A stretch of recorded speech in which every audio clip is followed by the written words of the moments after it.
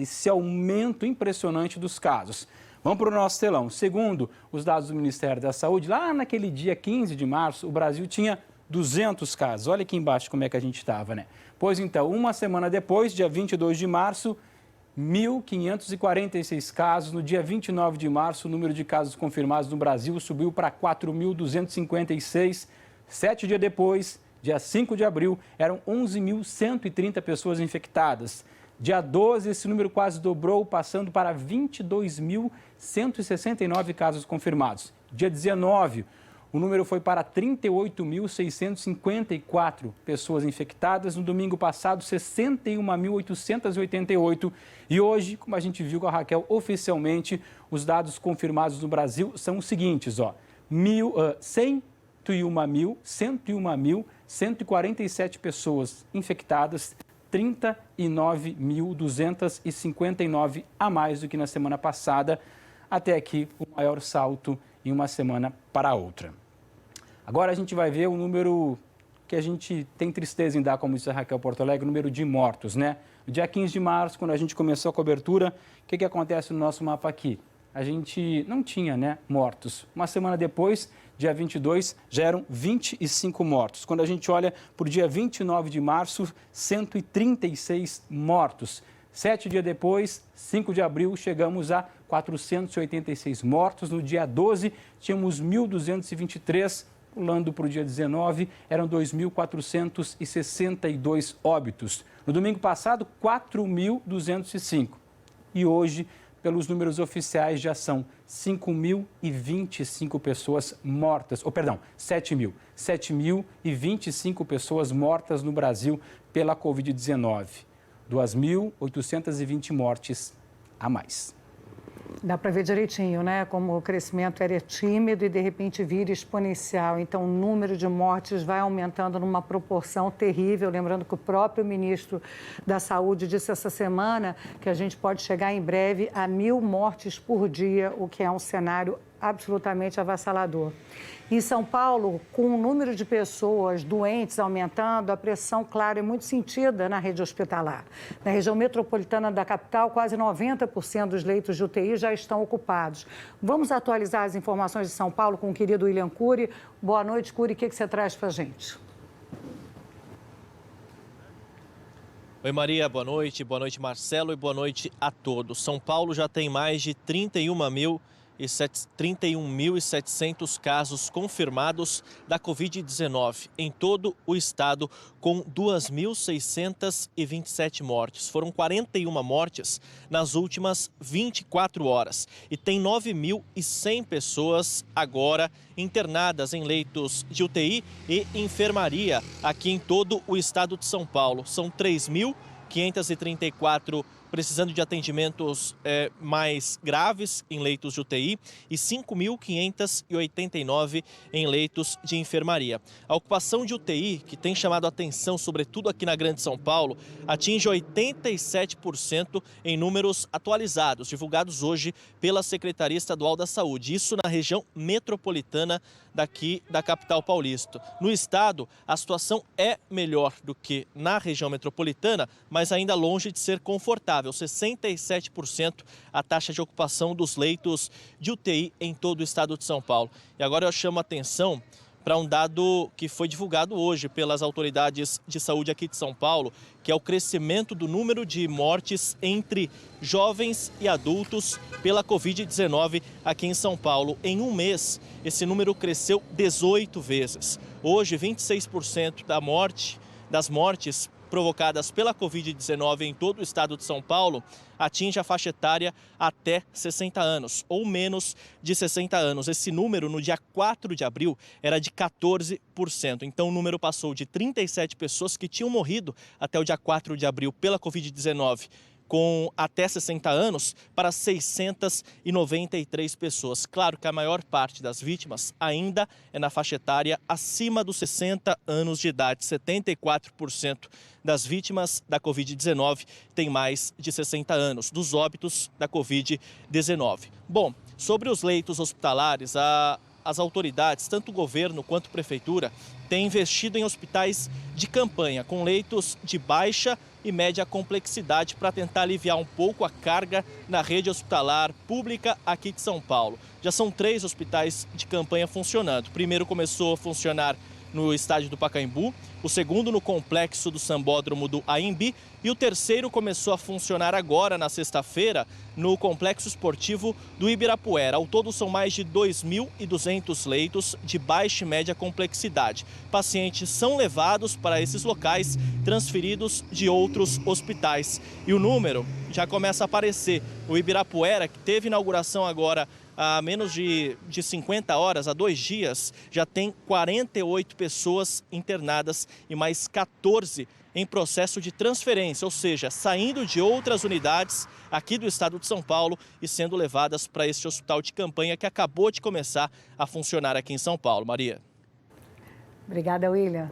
Obrigado, William. É o seguinte, para ajudar a gente a entender melhor esse momento tão difícil da pandemia, a gente vai agora chamar, como todo domingo, os especialistas que nos ajudam bastante. O número já começa a aparecer. O Ibirapuera, que teve inauguração agora há menos de 50 horas, há 2 dias, já tem 48 pessoas internadas e mais 14 em processo de transferência, ou seja, saindo de outras unidades aqui do estado de São Paulo e sendo levadas para este hospital de campanha que acabou de começar a funcionar aqui em São Paulo. Maria. Obrigada, William. Obrigado, William. É o seguinte, para ajudar a gente a entender melhor esse momento tão difícil da pandemia, a gente vai agora chamar, como todo domingo, os especialistas que nos ajudam bastante. Com a gente já no telão, a doutora Margarete Dalcomo, que domingo a domingo é nossa parceira aqui nessa luta contra o coronavírus, e também o Cristóvão Barcelos, da Fiocruz. Exatamente, sanitarista da Fiocruz. Vamos começar pela doutora Margarete, e depois a Maria faz uma pergunta para o doutor Cristóvão. Pode ser, Maria? Combinadíssimo. Por mais que sejam primeiras damas. Então vai você, faz a primeira pergunta, Maria. Deixa eu ser educadinho. Opa, então vamos lá. Eu faço a minha primeira pergunta, primeiras damas também, para Margarete Dalcomo. Doutora Margarete, a senhora vem acompanhando com a gente desde o primeiro domingo essa cobertura especial. Eu vou repetir a pergunta que eu lhe faço semanalmente. Como a senhora vê esse momento da pandemia no Brasil? O que já acertamos, o que erramos e o que vem aí pela frente na próxima semana? Uma boa noite. Boa noite, Maria. Boa noite, Cristóvão. Boa noite, Marcelo. Maria, hoje a gente está num dia profundamente triste, devo reconhecer. Morreram próximos a nós, colegas médicos, pessoas de menos idade e, infelizmente, Maria, nós estamos vendo a tragédia anunciada que nós todos gostaríamos de ter errado no prognóstico que fizemos há quase 2 meses atrás. Infelizmente, cada cena dessas que nós vemos, seja por lazer, de pessoas aqui no Rio, na beira da Bahia, no Muro da Urca, ou em lugares mais desassistidos, mais pobres, de aglomeração, com a ilusão ou de que são jovens, ou de que são fortes, ou que devem seguir exemplos que são profundamente deseducadores e muito perigosos para suas vidas, eu diria que hoje é um domingo de luto para nós médicos, todos nós. Isso é o que eu gostaria de iniciar essa participação hoje dizendo. Nossa, doutora Margarete, nossa solidariedade é o que a gente sempre fala, né, Maria? Quando vai chegando perto, a gente vai sentindo ainda mais. A doutora Margarete está dando um relato de colegas de trabalho, pessoas mais jovens. Bom, vou fazer uma pergunta para o doutor Cristóvão Barcelos. Vamos falar um pouquinho dessa marca horrorosa que chegamos hoje, 7.025 mortos. Onde é que a gente errou? Onde é que a gente está errando? O que a gente tem que fazer para diminuir esse número urgentemente? Doutor Cristóvão, boa noite, bem-vindo.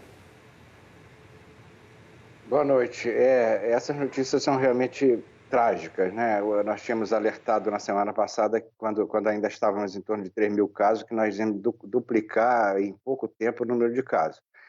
E a gente tem que lembrar que esse avanço da pandemia nas mortes são resultados de uma série de fatores que começam com a exposição ao vírus.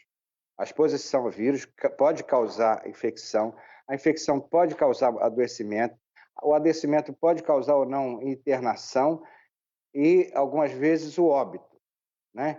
Então, nós estamos ainda vivendo o reflexo de algumas decisões que foram tomadas há semanas atrás, em que estava se evitando a exposição, e que os hospitais ainda tinham alguma folga para trabalhar e para internar. Agora, nós podemos ter uma nova inflexão, infelizmente, pior do que a gente estava vivendo até agora. Agora, pode ser que essa pandemia acelere o seu ritmo de avanço sobre as cidades, sobre grupos vulneráveis e sobre as pessoas, infelizmente. É uma tristeza saber que muito do que a gente vê de errado agora e muito desse aumento de internação e do número de mortes tem a ver com o que a gente fez de errado 2 semanas atrás, né? Tem um momento que as pessoas, por alguma razão, começam a relaxar, é uma coisa psicológica. Não está me parecendo tão ruim, qual o problema de eu sair? E isso provoca esse fator exponencial 2 semanas depois, que dá em morte, infelizmente. Doutora Margarete Dalcomo, eu converso muito com vocês, médicos, né? E às vezes eu tenho a impressão que a gente está lutando com aquele monstro mitológico, a Hidra de Lerna, em que se cortava uma cabeça e que nasciam 2, né? Porque muita coisa a gente já aprendeu sobre essa epidemia, mas muita coisa a gente não sabe ainda. Como é que você vê os desafios ainda dessa luta contra o corona? Olha, Maria, nós estamos num momento de grandes desafios e um momento de grandes, vamos dizer assim, de grande estímulo para o que nós vimos estudando nesse período tão curto, né? Quando a gente fala, nós estamos falando de algo que nós sabemos há 4 meses, né?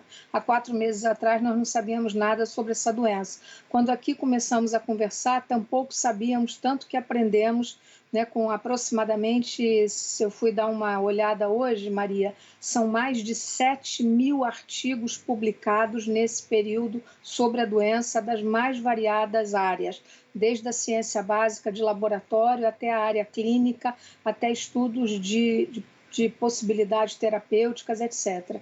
O que nós aprendemos, Maria, é o polimorfismo dessa doença, ou seja, ela não é uma doença, embora ela seja adquirida pelo aparelho respiratório, ela se caracteriza por uma grave pneumonia, mas ela não é só uma pneumonia, ela é uma doença sistêmica que compromete o aparelho cardiovascular, o coração, os rins, o sangue, a coagulação do sangue. Ela evolui fazendo trombos no pulmão. Muitas pessoas não morrem da pneumonia, especificamente digamos assim, da replicação viral dentro dos nossos pulmões. Elas morrem das consequências disso, de um enorme processo inflamatório, de uma enorme guerra, digamos assim, imunológica entre o indivíduo e o seu agressor.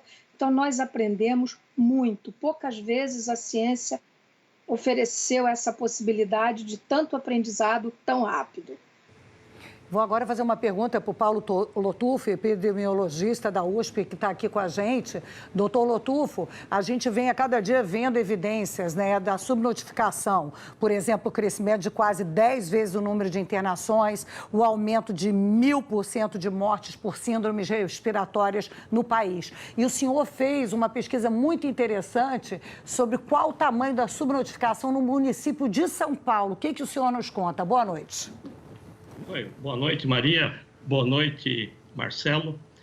O que nós temos não é exatamente subnotificação, porque os casos existem, né? As mortes foram identificadas.